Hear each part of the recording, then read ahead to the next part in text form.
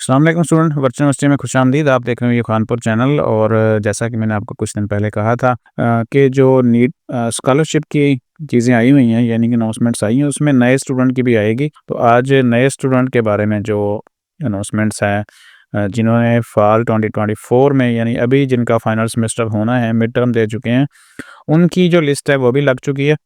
इसमें 2 चीज़ें हम डिस्कस कर लेते हैं। एक तो कि वो अब कैसे उनको मिलेगी, और ये किस बेस पर मिलती है, ये भी साथ में अपडेट कर लेते हैं आपको। चैनल को सब्सक्राइब कर लीजिएगा। अगली बहुत सारी अपडेट्स अभी पड़ी हुई हैं, नोटिफिकेशन चल रहे हैं वर्चुअल यूनिवर्सिटी की तरफ से, तो वो सारी की सारी आपके साथ शेयर कर दूंगा। और वो तभी पहुंचेंगी आपकी तरफ जब आप चैनल को सब्सक्राइब कर लेंगे। यहाँ पे देखें, उससे पहले मैंने 2 वीडियोस शेयर कर चुका हूँ, नीड बेस वाली, नीड बेस और जो मेरिट बेस थी एग्जिस्टिंग स्टूडेंट यानी पहले से पढ़े स्टूडेंट की। तो आज है नए स्टूडेंट की, जिन्होंने 5वें अभी फ़ाल 2024 में एडमिशन लिया है, मिड टर्म दे चुके हैं, फाइनल टर्म की तरफ अभी चलना है।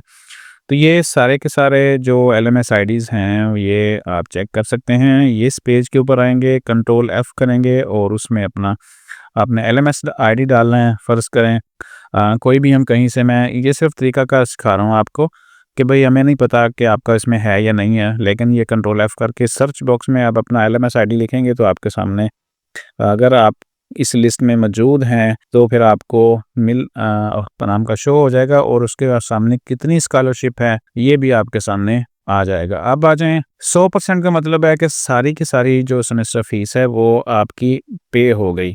अब सेमेस्टर फीस होती है तकरीबन 18,000 रुपये, और अगर 50% है तो सेमेस्टर फीस की जो हाफ़ है वो आपको मिल जाएगी। और इससे अगर कम, यहाँ पे ऊपर तो 100% और 50% तक आ रहे हैं। आगे देखते हैं कि कोई इससे कम भी है। यहाँ पे देखें 100%, 50%। जी बिल्कुल, ये 100% और 50% वाले ही ऑलमोस्ट चल रहे हैं। और यानी बहुत बड़ी स्कॉलरशिप है। अगर 18,000 आपको मिल जाता है मतलब यूनिवर्सिटी खुद पे कर देती है, तो आपको इस चीज़ का बड़ा फ़ायदा है। अब ये मिलेगी कैसी, ठीक है जी, ये कुछ उन्होंने नीचे कैटेगरी भी दे दी हुई है कि कितने नंबर होने चाहिए, तो फिर आपको ये स्कॉलरशिप मिलती है।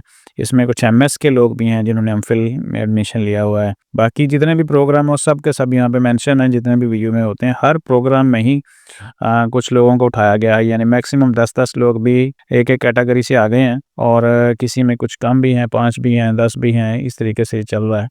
तो ये आपने इस लिस्ट में से चेक कर लेना है। ये लिस्ट आपको ना वीडियो के नीचे मिल जाएगी। अब अगले सवाल के ऊपर कि ये मिलती किस बेस के ऊपर है, मैं आपको छोटा सा बता देता हूँ। सर जी, आप जो ADP यानी VU में आप आके BS में एडमिशन लेते हैं, ADP में लेते हैं, उसके बाद आप B.Ed में लेते हैं। B.Ed जो है ना वो आपका हो सकता है 1.5 ईयर भी हो सकता है और 2.5 ईयर भी हो सकता है। इसके बाद आप कोई डिप्लोमा में लेते हैं। डिप्लोमा यानी 1 साल का जो प्रोग्राम होता है उसमें आप लेते हैं। और उसके बाद जो MS प्रोग्राम, MS मतलब MPhil वाले प्रोग्राम, उसमें लेते हैं। अच्छा जी, जो BS वालों को मिलेगी, मैं थोड़ा सा इसको जूम कर देता हूँ मज़ीद। BS को मिलेगी जो प्रीवियस अभी आपका इंटर का रिजल्ट था, इंटर, ठीक है, वो जिसके भी जितने अच्छे नंबर थे उसकी बेस के ऊपर आपको मिलती है।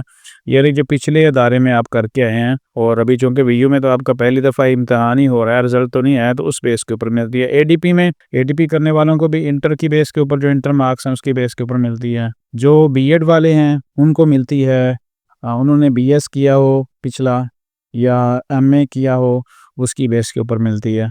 और जो 2.5 ईयर वाले होते हैं, इनका जो होता है वो BSc या BA बेस के ऊपर एडमिशन लेते हैं, उसकी बेस के ऊपर, यानी उसमें जितने अच्छे नंबर होंगे आपको ये स्कॉलरशिप मिल जाती है।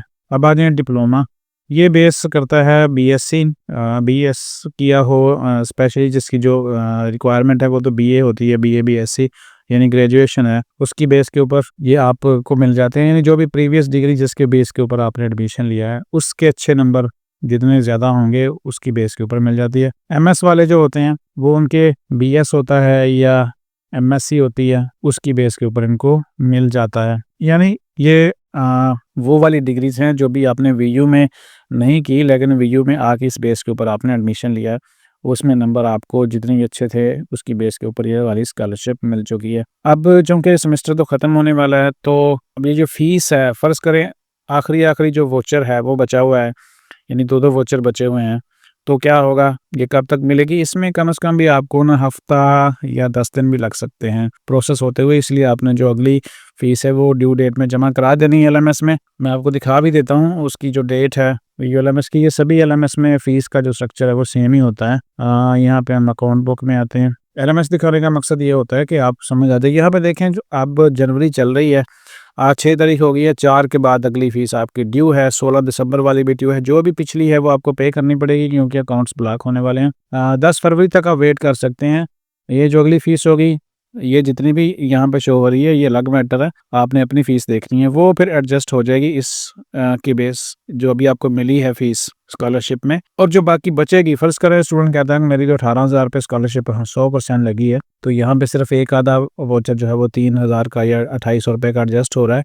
बाकी जो सारी फ़ीस है स्कॉलरशिप है वो आपके अगले सेमेस्टर में यानी सेकंड सेमेस्टर की फ़ीस में एडजस्ट हो जाएगी। ये वाली जो स्कॉलरशिप है, ये किसी सूरत में ऐसा नहीं होगा कि आपको कैश की सूरत में भेज दें, तो ये सारी की सारी एडजस्ट होनी है। तो ये चीज़ें क्लियर हो गई कि ये आपको मिलनी कैसे है और किस बेस के ऊपर मिलती है, ये मैंने आपको बता दिया। अब सेकंड सेमेस्टर में क्या होगा कि सेकंड सेमेस्टर में अब आपका वीयू का जो पेपर चल रहे हैं, फाइनल टर्म होने वाला, उसकी रिज़ल्ट के बेस के ऊपर आपको मेरिट बेस मिलेगी।